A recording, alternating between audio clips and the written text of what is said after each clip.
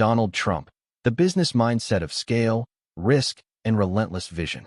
Donald Trump's business story is not a straight line upward. It is a sequence of bold moves, public failures, calculated comebacks, and an unwavering belief in scale. To understand him as a businessman is not to focus on politics, controversy, or personality, but to study how he thinks about opportunity, leverage, branding, and risk. From an early age, Trump was exposed to the mechanics of real estate through his father's company in New York. This environment shaped his worldview before formal education ever could. Buildings were not just structures, they were leverage. Locations were not addresses, they were power. Deals were not agreements. They were psychological contests where perception mattered as much as numbers. Trump learned early that money alone does not create wealth. Control does. Visibility does. Confidence does. Many investors hide behind spreadsheets. Trump stepped in front of cameras. While others tried to minimize attention, he sought it deliberately.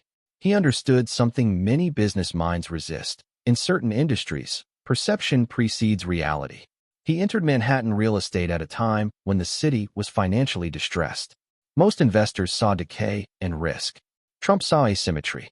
When assets are undervalued not because they lack potential, but because confidence is low, opportunity emerges for those willing to act before consensus returns.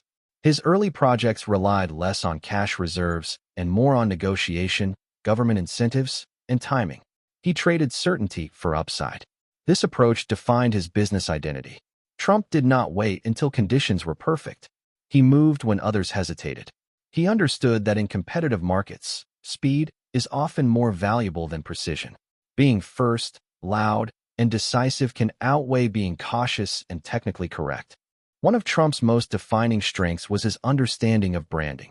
Long before personal brands became common in business culture, he turned his own name into a commercial asset. He placed it on buildings, products, casinos, hotels, and later licensing deals. This was not accidental ego. It was strategic amplification. A name, when repeated enough, becomes shorthand for a promise. Luxury, confidence, excess, success. These associations became embedded in the Trump brand whether the underlying asset was owned, managed, or merely licensed. This allowed him to scale beyond traditional capital constraints. Instead of building everything himself, he rented the brand. Brand leverage changed the economics of his business model. Licensing required less capital, reduced downside risk, and expanded global reach. It demonstrated a critical mindset shift. Wealth is not only created by owning assets, but by owning perception. Trump's career also illustrates an uncomfortable truth about business success. Failure is not disqualifying if you survive it. His bankruptcies, particularly in the casino industry, are often cited as evidence of poor management. A deeper analysis shows something else. These failures were not personal insolvencies. They were corporate restructurings. Trump used legal frameworks as tools. He allowed debt-heavy entities to collapse while preserving core brand value and personal leverage. This is not romantic entrepreneurship. It is hard-nosed capitalism. Understanding the rules of the system and using them without emotional attachment is a recurring theme in his business life. Where many entrepreneurs internalize failure as identity, Trump treated it as an event. He detached emotion from outcome. Losses were absorbed, lessons extracted, and the narrative reframed. Publicly, he projected continuity of confidence even when circumstances were unstable. Internally, he recalibrated. This ability to control narrative is central to his mindset. Markets respond not only to fundamentals, but to belief.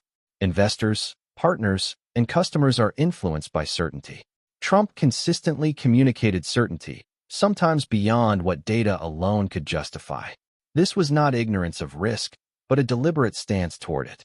Risk, in Trump's philosophy, is unavoidable. Avoiding it entirely leads to stagnation. The real danger is uncalculated risk, acting without understanding downside or leverage. Trump took large risks, but rarely blind ones. He negotiated favorable terms, secured guarantees, and shifted exposure where possible. Another defining trait was his intolerance for small thinking. Trump rarely pursued modest projects. He aimed for landmarks, icons, superlatives. Tallest, largest, most luxurious. This was not merely aesthetic ambition. Large projects attract attention, political support, and financial backing more easily than small ones. Scale itself becomes a form of marketing. In business, ambition signals seriousness. Trump understood that people align with momentum. A big vision draws resources. A small one often struggles to survive. By thinking bigger than competitors, he positioned himself as inevitable rather than optional. That Trump's communication style also reflected his business instincts. He spoke plainly, often provocatively, and avoided technical language. This widened his audience and strengthened brand recall. Complexity can alienate. Simplicity spreads. He prioritized being understood over being approved. Negotiation was another cornerstone of his approach.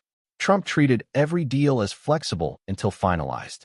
He applied pressure, walked away when leverage disappeared, and returned when conditions shifted. He valued optionality. Keeping alternatives open allowed him to dictate pace and terms. Time, in his view, was a weapon. Delays weakened opponents. Urgency favored the prepared. He used deadlines strategically, understanding that most concessions occur under pressure rather than comfort. Trump's work ethic is often underestimated. While public perception focused on image, he was deeply involved in decision-making, deal structure, and branding strategy. He demanded loyalty, speed, and results from his teams. This created high turnover, but also high intensity. His management style was not democratic. It was centralized. He believed clear authority produced faster execution. This approach carries risk. Blind spots form when dissent is discouraged, but it also accelerates action. Trump accepted that trade-off. Adaptability also played a major role in his longevity. When real estate cycles slowed, he shifted toward media. Television extended his relevance to a new generation and reinforced his brand globally. This move required humility of a different kind, the willingness to enter an unfamiliar arena and learn publicly. The success of his media ventures demonstrated another business lesson. Distribution matters as much as product. Exposure multiplies value. Trump leveraged mass media not only for profit, but for influence. Influence, once established, feeds back into business opportunity. Underlying all of this was an unshakable belief in self. Confidence was not just personal, it was operational. He believed outcomes could be bent through persistence, pressure, and visibility. This belief sustained him through criticism, downturns, and isolation. Critically, Trump did not seek universal approval. He accepted polarization as a byproduct of strong positioning. In business, attempting to please everyone dilutes identity. Trump chose to be unmistakable. This created enemies, but also loyal supporters. His story challenges conventional entrepreneurial advice. He did not bootstrap quietly. He did not minimize debt at all costs. He did not avoid spectacle. Instead, he amplified risk, leveraged attention, and trusted his ability to navigate chaos. This does not make his path universally replicable, but it makes it instructive. Trump's business life reveals that success is not only about intelligence or discipline. It is about narrative control, emotional resilience, strategic aggression, and the courage to operate without consensus.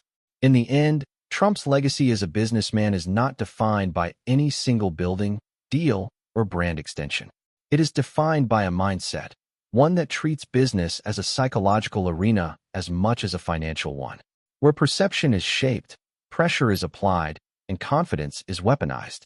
He operated in extremes, accepted volatility, and refused to shrink under criticism. For better or worse, his career illustrates a fundamental reality of capitalism. Those willing to endure instability, confrontation, and exposure often gain access to disproportionate rewards. Trump did not wait to be validated before acting. He acted, then demanded validation catch up. That posture, controversial, risky, and unapologetic, is the core of his business identity. I would be grateful for a subscription and a like.